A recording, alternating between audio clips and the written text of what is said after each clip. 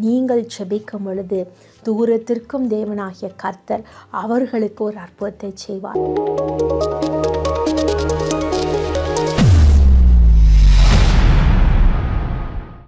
எரேமியா 23:23 சொல்லுகிறது, நான் சமீபத்திற்கு மாத்திரமா தேவன், தூரத்திற்கும் தேவன் அல்லவா என்று கர்த்தர் சொல்லுகிறார். எரேமியா தீர்க்கதரிசி இஸ்ரவேல் ஜனங்களை குறித்து ஆண்டவர் சொல்லுகிறார், அவர்கள் கேப்டிவிட்டியில், அவர்கள் சிறையிருப்பில் இருந்தாலும் நான் இப்படிப்பட்ட காரியங்களை, அதிசயமானவைகளை செய்ய முடியும், என் ஆலோசனை நிறைவேற்ற முடியும் என்று சொல்லுகிறார். அப்படி சொல்லும் பொழுது தான் இந்த மாதிரி ஒரு வசனத்தை நம்ம படிக்கிறோம். சமீபத்திற்கு மாத்திரமா நான் தேவன், தூரத்திற்கும் தேவன் அல்லவா. பிரியமானவர்களே, இந்த காலத்தில் ஒவ்வொரு குடும்பத்திலையும் ஒவ்வொரு வித்தியாசமான காரியங்கள் நடக்கிறத நம்ம பார்க்குறோம். அநேக புதுசான காரியங்கள். அநேக பேர் சொல்லுவாங்க, என்னுடைய கணவர் வெளிநாட்டில் இருக்கிறார், என்னுடைய பிள்ளைகள் வெளிநாட்டில் இருக்கிறாங்க, எனக்கு என்ன பண்ணுறதுன்னு தெரியலன்னு சொல்லுவாங்க. அல்லது ஏதாவது ஒரு பிரச்சனையில் மாட்டிகிட்ருக்காங்க, அல்லது ஒரு ஆஸ்பத்திரியில் இருக்காங்க. இப்படிலாம் நிறைய பேர் ரொம்ப கண்ணீரோடு ஜெபிக்க கேட்டுக்கொள்ளுவார்கள். அப்பொழுதெல்லாம் இந்த வசனம் தான் நமக்கு ஞாபகம் வரும். என்ன வசனம்? சமீபத்திற்கு மாத்திரம் ஆண்டவர் அல்ல, தூரத்திற்கும் தேவன். நல்ல ஒன்று புரிந்து கொள்ளணும். நீங்கள் என்ன ஜெபம் பண்ணாலும் நீங்கள் ஒன்றை நினைத்து கொள்ளுங்கள், நான் இதற்காக ஜெபம் பண்ணுறது வேஸ்ட் அப்படின்னு நீங்கள் நினைக்கவே கூடாது. எதற்கு நீங்கள் ஜெபித்தாலும் தேவனால் அந்த காரியத்தை செய்ய முடியும். அவருடைய கண்ட்ரோலில் தான் அது இருக்குது அப்படிங்கிறத நீங்கள் நினச்சி கொள்ளணும். அது சமீபங்கிறது, தூரங்கிறது ஒரு டிஸ்டன்ஸ், ஒரு அளவு. நம்ம டிஸ்டன்ஸ் அளவை சொல்கிறத காட்டிலும் நமக்கு அப்பாற்பட்ட காரியங்களையும் ஆண்டவரால் நடத்த முடியும். அதை நல்லா யோசித்து பாருங்கள். ஒருவேளை நீங்கள் அந்த கண்களினால் அந்த அற்புதங்களை பார்க்காம இருக்கலாம். உதாரணமாக நம்ம யோசிக்கலாமே, நீங்கள் யாரோ உங்களுக்கு முன்பின் தெரியாத ஒருவரை குறித்து நீங்கள் கேள்விப்பட்டு அவர்களுக்காக ஜெபிக்கிறீர்கள். அப்போ நீங்கள் நினைக்கலாம், நான் அவங்களுக்கு ஜெபம் பண்ணுறதுக்கு அதில் என்ன பிரயோஜனம் இருக்குது, நான் இங்கே இருக்கிறேன், அவங்க அங்கே இருக்கிறாங்க அப்படின்னு நீங்கள் நினைக்கலாம். அல்லது நீங்கள் நினைக்கலாம், அவங்கள முன்பின் நான் பார்த்ததில்லை, அவங்க யாரோ எனக்கு தெரியாது, அவங்கள பற்றி நான் எதுக்கு கவலைப்பட்டு ஜெபிக்கணும் அப்படின்னு நீங்கள் நினைக்கலாம். நல்லா யோசித்து கொள்ளுங்கள்.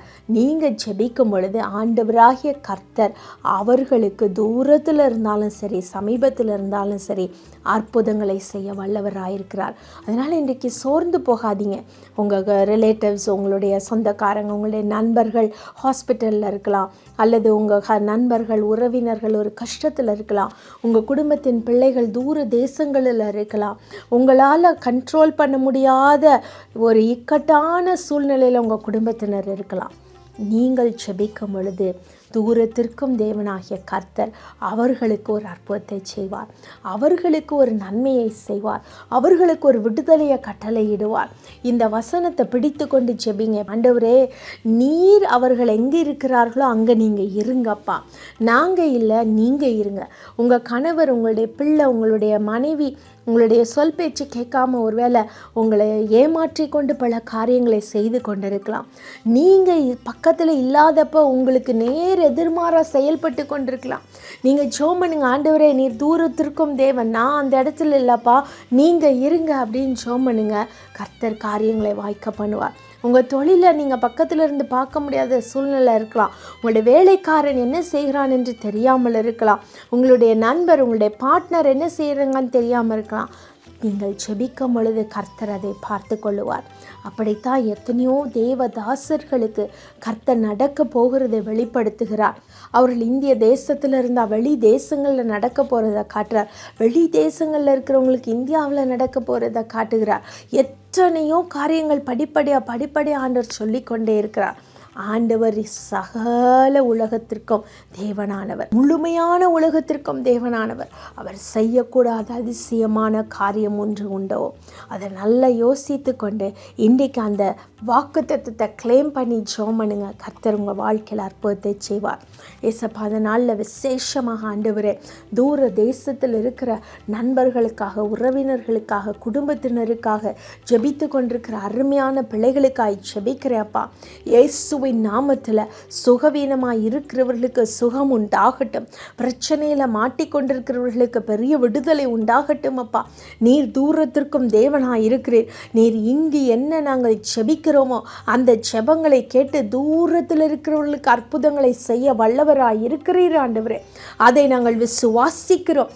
அற்புதங்களை உம்முடைய நாமத்தினால நாங்கள் வாக்குத்தத்தமாய் சுதந்திரித்து கொள்ளுகிறோம். அப்பா, பெரிய விடுதலை உம்முடைய பிள்ளைகளுடைய வாழ்க்கையில கட்டளையிடும். என் கணவருக்கு சுகமில்லையே, பக்கத்தில் இருந்து பார்க்க ஒருவருமில்லை என்று கலங்கி கொண்டிருக்கிற பிள்ளைகளுக்கு இயேசுவின் நாமத்தினால சுகத்தையும் விடுதலையும் நீர் கொடுப்பீராக.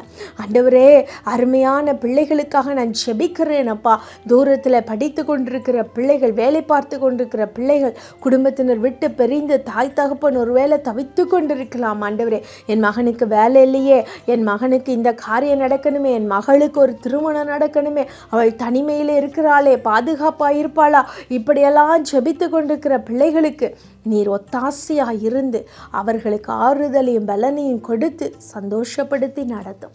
இயேசுவின் நாமத்தில் ஜெபிக்கிறோம் நல்ல பிதாவே, ஆமென்.